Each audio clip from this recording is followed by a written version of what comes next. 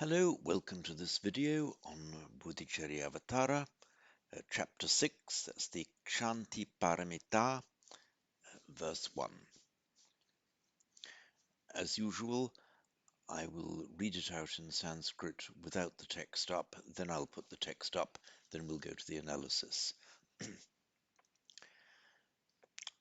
Sarvam etat sucharitan danam sukata pujanam kritam kalpasahasrairyat pratiga pratihanti. I'll bring up the text.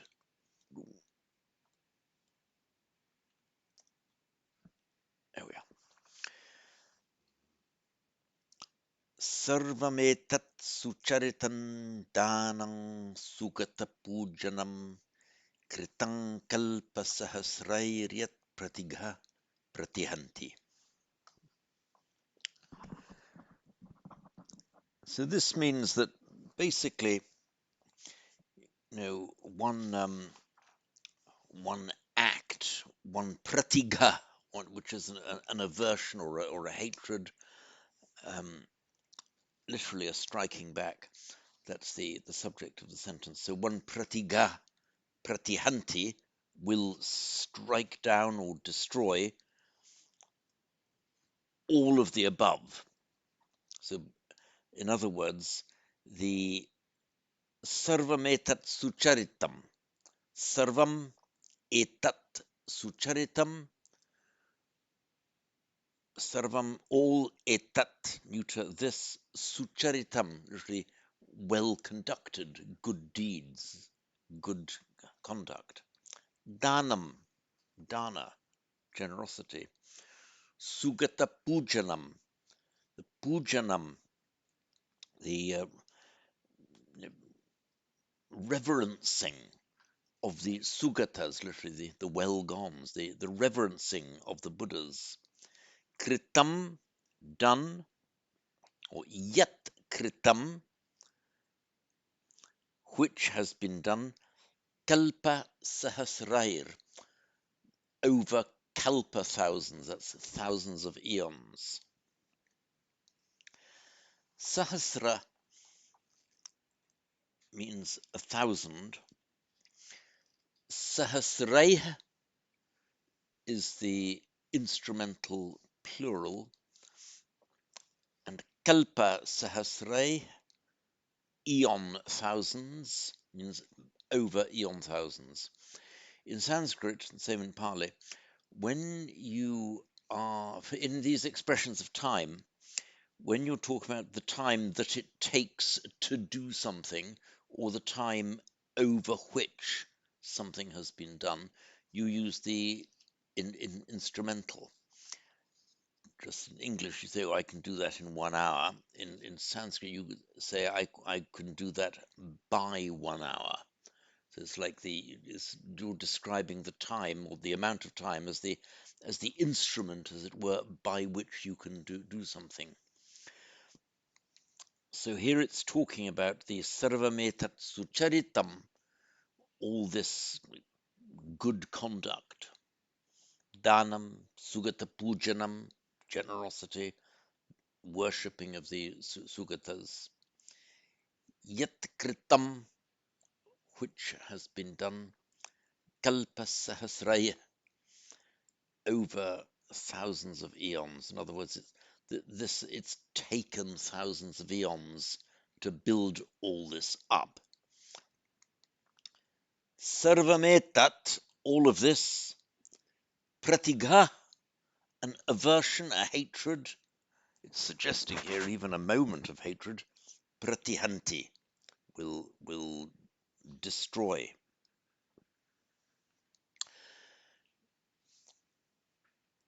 The words here are all fairly straightforward, but there is one particularly interesting word that I'll deal with. Oh, there's my iPad.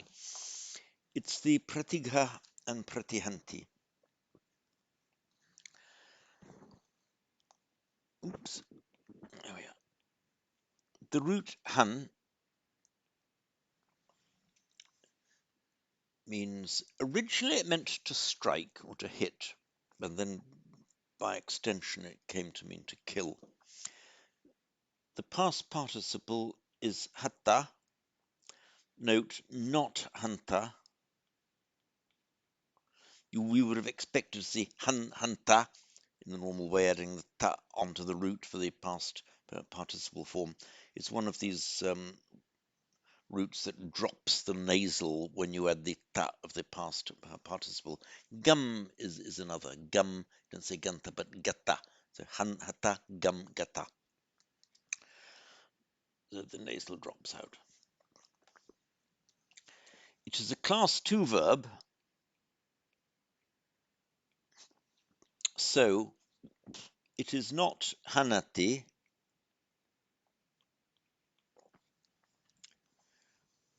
By the way, for those who are new to this, when I write an asterisk in front of a form, it means it's a form that is wrong or doesn't exist, and I'm showing you just for purposes of illustration what it would be if it were a regular class 1 verb.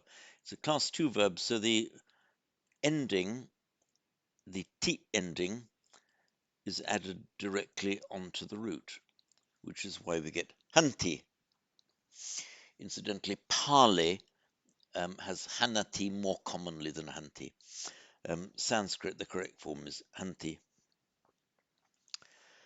And it has the prefix prati in front of it. Sorry, oops, prati.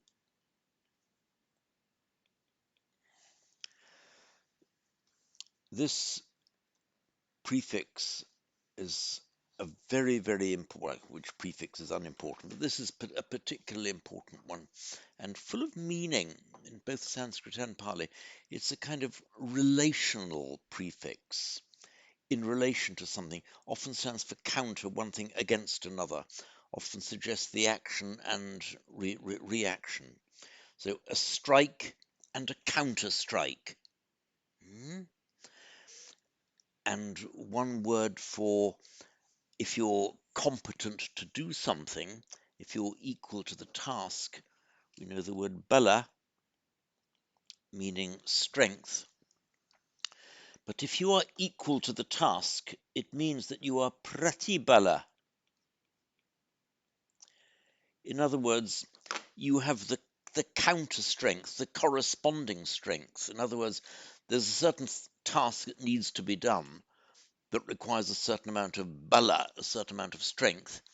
And if you are pratibala, that means you are possessed of the counter strength. In other words, the force or effort or exertion that's needed to overcome the difficulties in the task that has to be done. And for example, in the root, in the verb sevate, to attend upon you, attend upon. If you do a bad deed, then the bad deed, the vipaka of that bad deed, the fruit, the ripening, the vipaka of your akusala kamma, your unskillful kamma, will pratisevati, will prati attend upon you. You've done it, you've engaged in it, indulged in it, and it will come back to bite you, as it were. It'll come back at you, pratisevate. Here now we have this verb hanti, to strike, and you'll see the last word in this verse is pratihanti. Here, I detect the idea that the pratigha, I'll explain for a moment why it's a gha, not a ha. The pratigha, the act of aversion or striking back, itself has the effect of striking back. You strike back at something, and that striking back strikes back at you in the form of destroying all the good that you have done. So it's a striking back. Let's look at this word pratigha.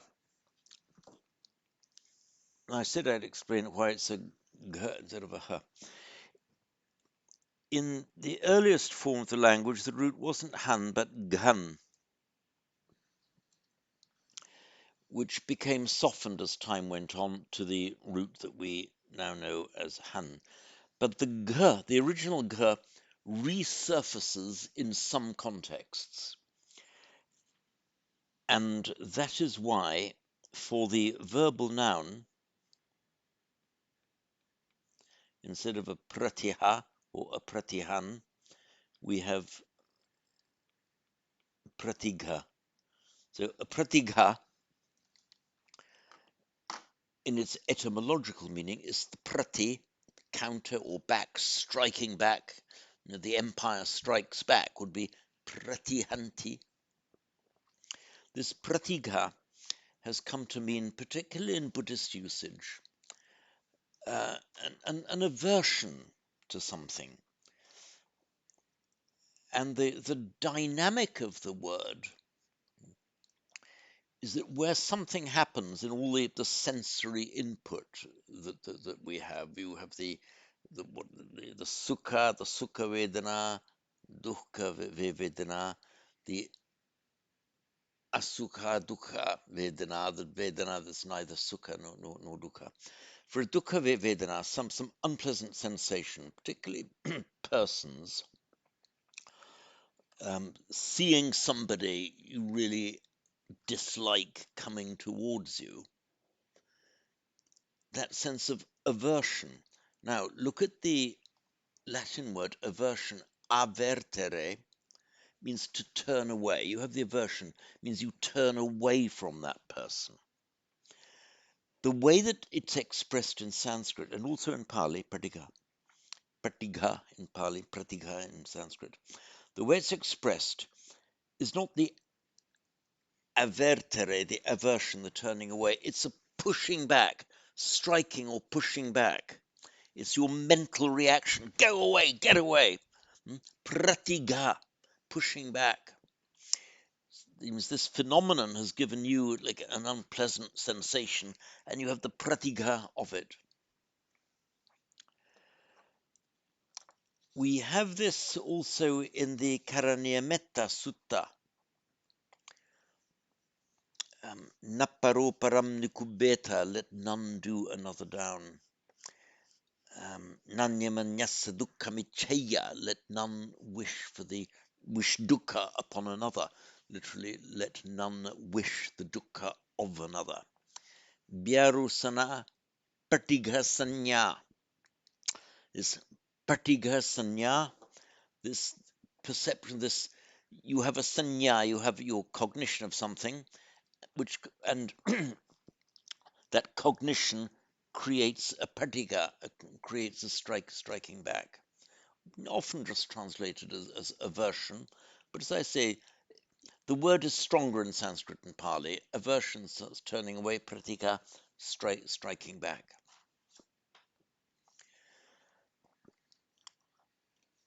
So I've just seen I misquoted that. I put the second half of the second verse as the second half of the first verse. It goes naparo param nikubeta nati manyeta kattachi nankinchi biaru sana patiga sanya nanyamanyasa dukkamichaya. So we have this slight play on words here, the pratigha, pratihanti, both grammatical variants of the same word, pratihan. Let's now examine the use of the relative yet here.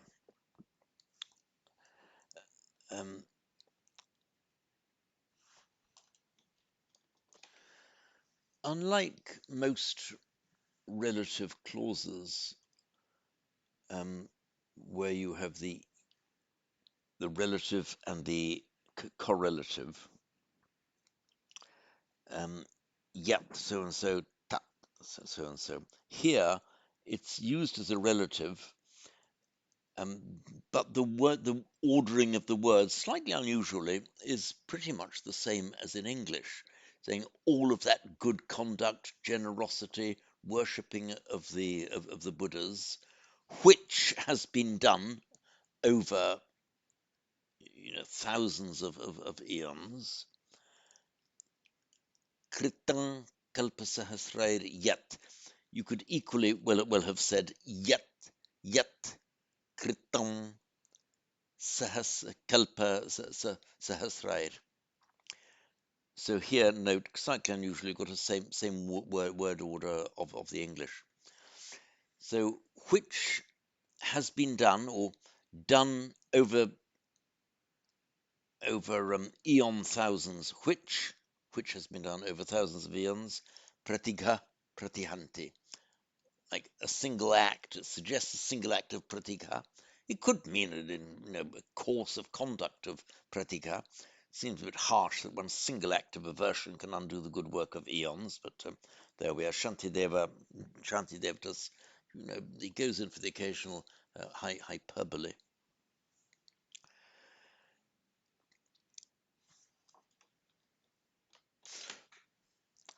And on the question of the word order for the relative clauses, it would have been more natural certainly in Sanskrit prose, it would have been written as something like yet sucharitam danam sugata pujanam, yet sucharitam sarvam etat pratika parihanti.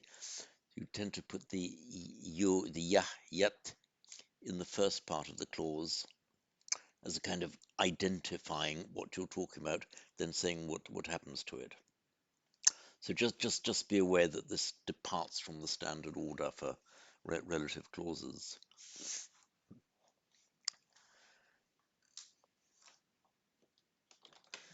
So I will read this through once more. Let me call up the text again. Here we are.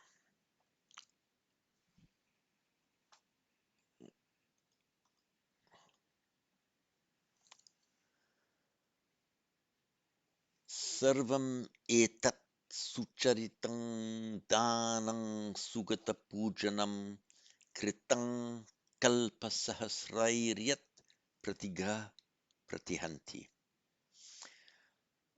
Just note a couple more things here. You've got the instrumental plural ending in a here, and by sandhi, it's visarga preceded by a vowel other than a or a. So what then happens is a regular sandhi before a voiced consonant, the I becomes air. So I've resolved the sandhi in the analysis here, but this written correctly here, sahasrairiyat, that visarga becomes a r before the ya. Also looking at the word sucharitam, from the root char, meaning to go or to move, and the past participle is charita, but this is one of those words, quite frequent, where the past participle is used as a noun. So one's gone, that which one has gone, or performed the way one has been, is used as a noun here, meaning conduct. It also means the life or the acts. There's the epic poem, the Buddha Charita, the Charita of the Buddha. In other words, the life of the Buddha. So his Charita, what he did, what he performed, is the way in the title of a book, or in this case a poem, expresses the meaning, the life of someone. In other words, the acts, what that person did, and what happened to that person. Buddha Charita. In the context that we see it here, the sucharita means good acts, good deeds, good conduct, the way one has behaved well, acted well in life. So the sarvametat sucharitam, it's a neuter noun, by the way, in this meaning. Sarvametat sucharitam, so all of this good conduct. Right, I'll read it through once more before winding up. Sarvametat sucharitan danam sugata pujanam kritam kalpasahasrairyat pratigha pratihanti. And that's it on this video.